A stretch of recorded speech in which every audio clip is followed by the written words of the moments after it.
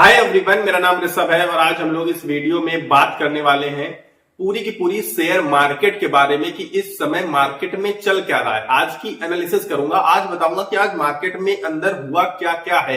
तो मार्केट के अंदर हुआ कुछ नहीं है। आज अगर आप देखेंगे तो पूरा का पूरा इंडेक्स आपको क्या नजर आएगा, निफ्टी 50 फ्लैट, ऑलमोस्ट फ्लैट कह सकते हैं हम लोग इसे, और निफ्टी 50 के अलावा बैंक निफ्टी को भी ऑलमोस्ट हम लोग फ्लैट बोल सकते हैं। ठीक, तो जब ये सेक्टर मतलब कि आप देखेंगे कि इंडेक्स फ्लैट है, इसके बावजूद हम सबके पोर्टफोलियो में क्यों ये आग लगी हुई है, मतलब क्यों पोर्टफोलियो रेड आ रहा है?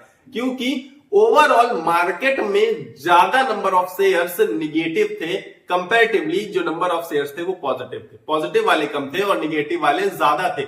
अमूमन आप देखेंगे तो आज की रैली भी दिखाई है, कुछ कुछ स्टॉक्स ने बहुत अच्छी रैली दिखाई है, जैसे कि महिंद्रा एंड महिंद्रा ने अच्छी खासी रैली दिखाई, अडानी पावर ने अच्छी खासी रैली दिखाई, कुछ शेयर्स हैं जिन्होंने अच्छी खासी रैली भी दिखाई है, मतलब भागे हैं, जैसे भारतीय एयरटेल विभाग आया आज। तो ऐसे कई सारे शेयर्स हैं जिन्होंने अच्छी रैली दिखाई है और उनका मार्केट कैप अच्छा खासा है। इस वजह से आप देखेंगे कि उन्होंने मार्केट को न्यूट्रलाइज करके रखा है, जबकि जो गिरने वाले शेयर्स हैं उनकी लिस्ट थोड़ी सी लंबी है, मतलब गिरने वालों की संख्या ज्यादा है। हालांकि इतनी बड़ी गिरावट नहीं है। आज आप देखिए कोई भी स्टॉक उठाकर पर्टिकुलर, तो आप पाएंगे कि 1-1/% 1.5% की गिरावट नजर आएगी।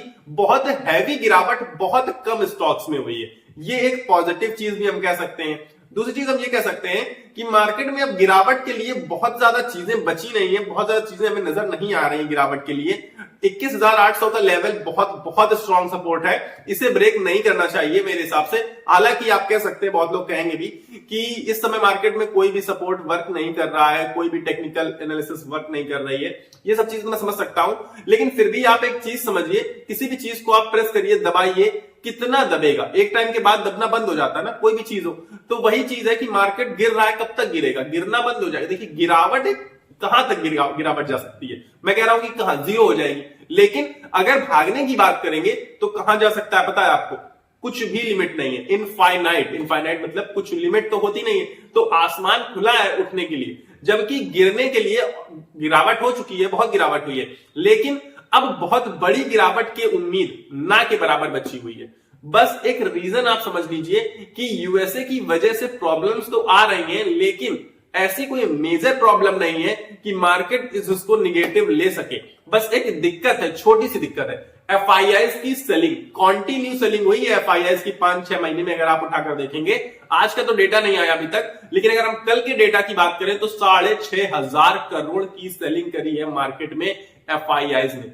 अब आप समझिए, अगर इतनी हैवी सेलिंग को कंटिन्यू करते रहेंगे तो कब तक हम बचा पाएंगे बाजार को? इसी वजह से जिस दिन उनकी सेलिंग बहुत हैवी होती है और डोमेस्टिक इंस्टीट्यूशनल इन्वेस्टर्स या फिर म्यूचुअल फंड इन्वेस्टर्स या फिर रिटेल इन्वेस्टर्स उनका न्यूट्रलाइज नहीं कर पाते उनकी सेलिंग को, उस दिन मार्केट में आपको बहुत तगड़ा रेड निशान नजर आता है, 1-1.5% की गिरावट। बाकी मार्केट न्यूट्रलाइज होने की कोशिश कर रही है और आप यकीन मानिए एक टाइम आएगा जब एफआईआईज भी मार्केट में एंट्री लेंगे और तब मार्केट सीधा रॉकेट हो जाएगा, और या फिर वो सेलिंग रोक में तो भी मार्केट उठना शुरू हो जाएगा धीरे धीरे ऐसा ही।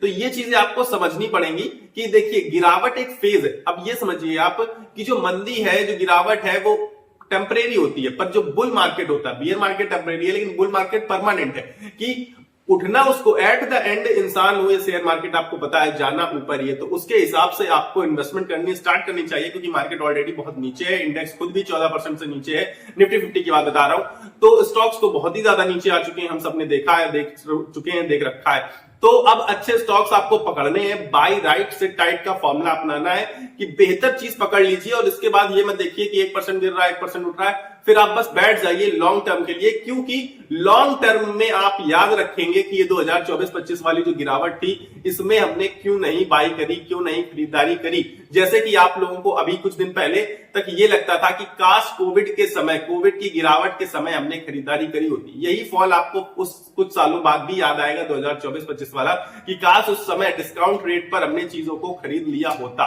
पर अब आप कहेंगे कि बहुत बाई कर चुके, बहुत एवरेज कर चुके, गिरती ही जा रही चीजें, समझ ही नहीं रही हैं। तो आपको बस एक काम करना है, फिर अगर आपके पास पैसा नहीं, अगर आपके पास पैसा तो बिल्कुल एवरेज करिए, बाई करिए, फ्रेश बाई करिए, अच्छे अच्छे स्टॉक्स बहुत अच्छे अच्छे डिस्काउंट रेट में मिल रहे हैं। पर पैसा नहीं है तो आप क्या करिए, सेलिंग मत करिए अपने स्टॉक्स, जो बहुत अच्छे स्टॉक्स हैं उनको तो बिल्कुल मत करिए सेलिंग, क्योंकि बस आप छोड़ दीजिए, मार्केट को देखना छोड़ दीजिए, बंद कर दीजिए, कोई बात नहीं। आप लॉन्ग टर्म के लिए आपने सोच के जब लिया था तभी आपने सोचा था लॉन्ग टर्म के लिए लेंगे, बस छोड़ दीजिए लॉन्ग टर्म के लिए। कुछ टाइम बाद मार्केट रिकवरी दिखाएगा, आपका पोर्टफोलियो रिकवरी दिखाएगा, फिर आके आपको जो भी करना हो, बाई करना हो, सेल करना हो, कुछ भी करना हो, तब आप डिसीजन लीजिए ना मैच्योरिटी के साथ। अभी आप अगर पैनिक में डिसीजन ले रहे हैं तो वो डिसीजन आपका नहीं है, वो मार्केट आपसे करवा रहा है। तो वो चीजें आप मत करिए जो मार्केट आपसे करवा रहा हो। आप खुद से डिसाइड करिए, अपने दिमाग से कुछ चीजें डिसाइड करिए, इसके बाद डिसीजन लीजिए। और मार्केट में गिरावट के लिए बहुत कुछ नहीं है, तो मैं कहूंगा कि सेलिंग तो मत ही करिएगा, होल्ड करना बहुत ज्यादा जरूरी है आप सबके लिए, ताकि आप सबका लॉस बच सके। इससे मेरा कोई फायदा नहीं हो रहा, आपका लॉस, अगर आप लॉस बुक कर लेंगे ना तो यकीन मानिए आप खुद ही बहुत ज्यादा पछताएंगे। अब अभी से 1-1.5 साल के बाद अगर आप देखेंगे उठाकर मार्केट, तो ये चीजें मैं आपको समझाना चाहता था, आपको बताना चाहता था। जो भी कमी बेसी रह गई हो आप कमेंट बॉक्स में जरूर से जरूर कमेंट करिएगा।